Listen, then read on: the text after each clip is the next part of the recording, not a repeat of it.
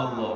তাহলে অন্য কারো ইবাদত করা যাবে না, অন্য কারো কাছে মাথা নত করা যাবে না।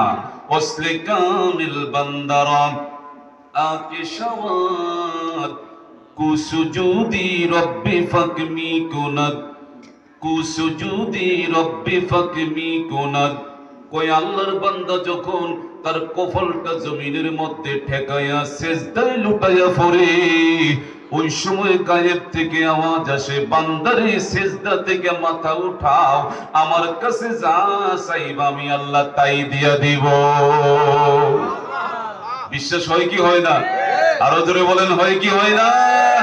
আলাইকা বিতাকওয়াল্লাহি ইন কুনতা গাফিলা। হযরত ইমাম শাফি রাহমাতুল্লাহি আলাইহি বলেন, তুমি যদি তাকওয়াকে অবলম্বন করতে পারো, ভালো করে যদি তাকওয়ার মানদণ্ডে জিন্দেগি যাপন করতে পারো, কোথায় থেকে তোমার রিজিক আসবে তুমি কখনো কল্পনা করতে পারবা না। কিন্তু আজ আমরা দেখা যায় এমন অস্থির হয়ে যাই, এমন পেরেশানি হয়ে যাই যে আমরা খাবার পাই না, আমরা এই পাই না সেই পাই না, বিভিন্ন ভাবে আন্দোলন করি খাবারের জন্য, আমরা অনশন করি। কিন্তু না না না, পৃথিবীর জমিনে আমার আল্লাহ মানুষ তারা যত মাখলুক বানাইলেন, কোন মাখলুক তাদের খাবারের জন্য পেরেশান হয় না। একজনে তাদের খাবার দেয়, বলেন তিনি কি? আরো জোরে বলেন তিনি কে? আল্লাহু আল্লাহু খালিকুনা। আল্লাহই হচ্ছেন আমাদের সৃষ্টিকারী, আল্লাহই আমাদের পালনেওয়ালা, আল্লাহই হলেন আমাদের দেখনেওয়ালা। কথা বলেন ঠিক কিনা? তাহলে আমাদের এই অন্তরের মধ্যে যদি আল্লাহর প্রতি পূর্ণ ঈমান থাকে, তাহলে আল্লাহই আমাদের রিজিকের ব্যবস্থা করবেন। বিশ্বাস হয় কি হয় না? ভাইরা আমার, বাবার আমার, এই জন্য কারো কাছে হাত পাতা যাবে না। হাত একজনের কাছে পাতবো, তিনি কে? আল্লাহ। দেখেন সমুদ্রের তিমি মাছেরও আমার আল্লাহ খাওয়ায়, খাওয়ায় কি খাওয়ায় না? কত হাজার হাজার তিমি মাছ সমুদ্রের মধ্যে টনের পর টন খাবার খাইতেছে, এই খাবার দেয় কি?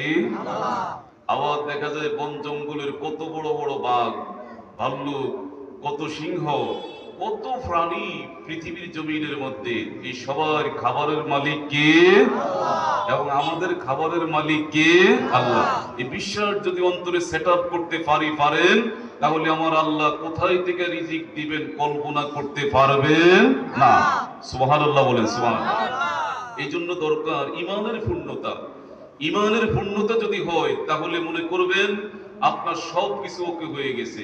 ইমাম বুখারী রাহমাতুল্লাহি আলাইহি বুখারী শরীফের শুরুতেই তালিক সূত্রে তিনি একখানা হাদিস এনেছেন যে আল্লাহর হাবিব মায়ান নবী কামলিওয়ালা নবী মুহাম্মদুর রাসূলুল্লাহ সাল্লাল্লাহু আলাইহি ওয়াসাল্লাম ফরমান, আন্নাল ঈমানা ফারাইদা ওয়া শারাইয়া ওয়া হুদুদান ওয়া সুনানান ফামান ইসতাকমালাহা ইসতাকমালাল ঈমান ওয়া মান লাম ইস্তাকমিলহা লাম ইস্তাকমিলিল ঈমান। সুবহানাল্লাহ বলেন।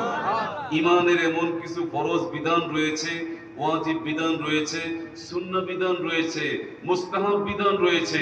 কোন ব্যক্তি যদি এগুলোকে প্রপারলি ইউটিলাইজ করতে পারে, প্রপার ভাবে চলতে পারে, তাহলে আল্লাহ তাআলা তার ঈমানের লাজ্জাত, ঈমানের স্বাদ, ঈমানের কমপ্লিটনেস তার মধ্যে দিয়ে দিবেন। সুবহানাল্লাহ বলেন। আর কোন ব্যক্তি যদি এগুলোকে অবজ্ঞা করে, ডিনাই করে, তাহলে আল্লাহ তাআলা তার ঈমানটাকে পূর্ণ করবেন না। কথা বলেন ঠিক কিনা? এই জন্য আমাদের ঈমানটাকে পূর্ণ করতে হবে, আস্থা রাখতে হবে একজনের উপর, তিনি কে? এবং রাহমাতুল লিল আলামিনের সুন্নাহ নিয়ম মোতাবেক আমাদের আসতে হবে। এবং আল্লাহ তার হাবিবকে যা দিয়ে পৃথিবীর জমিনে প্রেরণ করেছেন, সেই অনুযায়ী কিন্তু আমাদের চলতে হবে। রাজি আছেন কি আপনারা? কারণ আল্লাহ বলছেন, ওমা তাকুমুর রাসূলু ফাখুযুহু ওমা নাহাকুম আনহু ফান্তাহু। যে আল্লাহ রাসূল তোমাদের কাছে যা নিয়ে এসেছেন তা তোমরা অ্যাকসেপ্ট করো, তা গ্রহণ করো, আর যা থেকে তোমাদেরকে দূরে থাকতে বলেছেন তা থেকে তোমরা দূরে থাকো। যদি দূরে থাকতে পারি, তাহলে আল্লাহর হাবিবের আশিক হতে পারবো। সুবহানাল্লাহ বলেন। যদি দূরে থাকতে পারি, তাহলে আল্লাহর শ্রেষ্ঠ বান্দাদের তালিকাভুক্ত হতে পারবো। সুবহানাল্লাহ বলেন।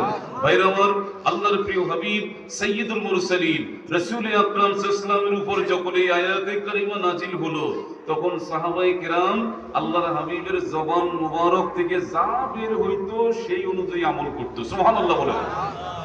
হযরত আব্দুল্লাহ ইবনে আব্বাস রাদিয়াল্লাহু তাআলা আনহু কোন একদিন জুমার দিন তিনি রাস্তার মধ্যে বসে গেলেন।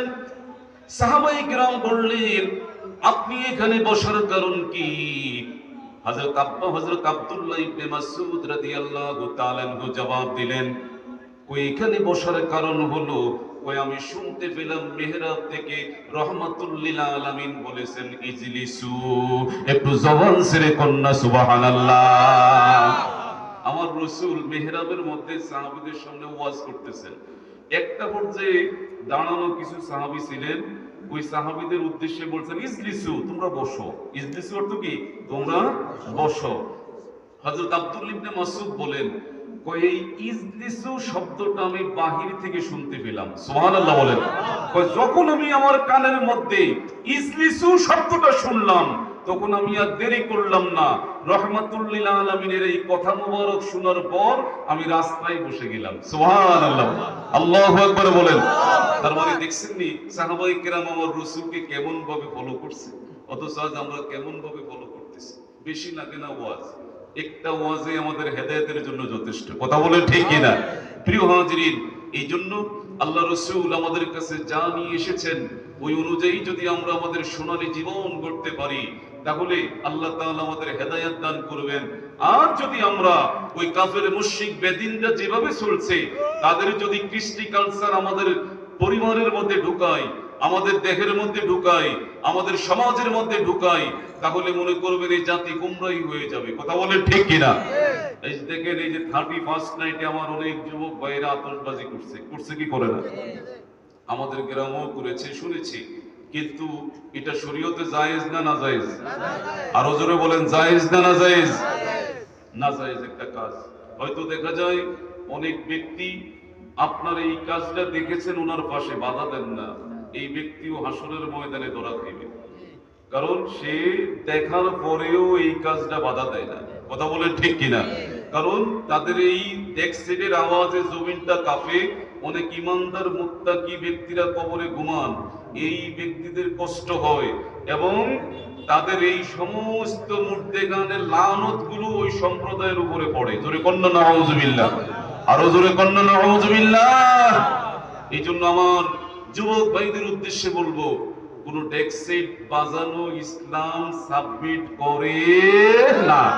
31st নাইট সম্পর্কে যে আতশবাজি করা হয়, এই বছরটাকে উদযাপনের জন্য, নেক্সট ইয়ারকে উদযাপনের জন্য 31st নাইটকে যেভাবে আপনার সুসজ্জিত ভাবে উদযাপন করা হয়, এটা ইসলাম সাবমিট করে না।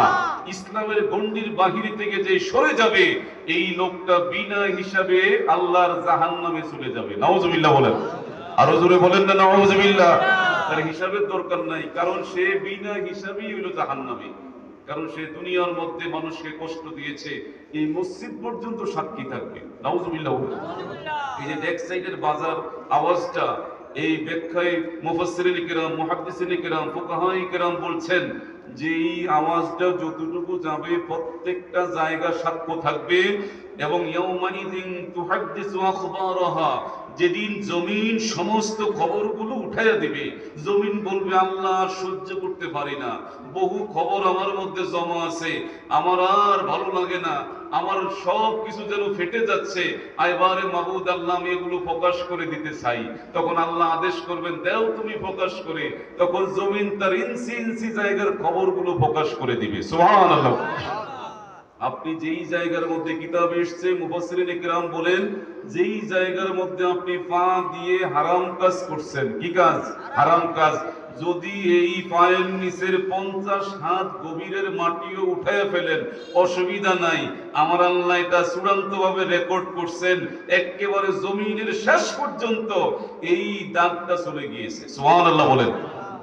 কিয়ামতের ময়দানে এগুলো সব কিছু বের করা হবে। এই জন্য সম্মানিত সুধী, আমাদের খেয়াল রাখতে হবে এই সমাজ যেন নষ্ট না হয়, এই সমাজের সকলের মধ্যে যেন একতা থাকে, ঐক্যবদ্ধ ভাবে যদি সমাজের মানুষগুলো কোরআন সুন্নাহর মানদণ্ডে চলতে পারে, তাহলে সমাজের মধ্যে শান্তি আসবে। আমার যুবক ভাইরা যারা রয়েছেন, তাদেরকে আপনারা সুন্দরভাবে বেয়াদব না বলে তাদেরকে সুন্দরভাবে কোরআন সুন্নাহর নসিহত করবেন। কিন্তু আজ আমাদের রক্ত গরম, একেবারে গরম। দেখেন উমর ফারুক রাদিয়াল্লাহু তাআলা আনহুর কাছে হযরত আমর ইবনে আস রাদিয়াল্লাহু তাআলা আনহুর সন্তান, তিনি ইরাকের মধ্যে কোন একটি জায়গার গভর্নর ছিলেন আমর ইবনে আস রাদিয়াল্লাহু তাআলা আনহু। তো আমর ইবনে আস রাদিয়াল্লাহু তাআলা আনহুর সন্তান, উনি কোন এক মিশরীয়র সাথে দৌড় প্রতিযোগিতায় হেরে গেলেন। হেরে যাওয়ার পর ওই মিশরি ব্যক্তিকে সে সর থাপ্পড় কিল ঘুষি দিয়েছে। কিতাবের মধ্যে এসেছে কিল ঘুষি সর থাপ্পড় দিয়েছে। এই মিস্ত্রি ব্যক্তি তার বাবার কাছে নালিশ না করিয়া সরাসরি হযরত ওমর ফারুক রাদিয়াল্লাহু তাআলা আনহুর কাছে চলে আসলেন। সুবহানাল্লাহ বলেন। কারণ জায়গা মতো বিচারটা দিছে। ওমর ফারুক কারো কিন্তু ছাড়ে না।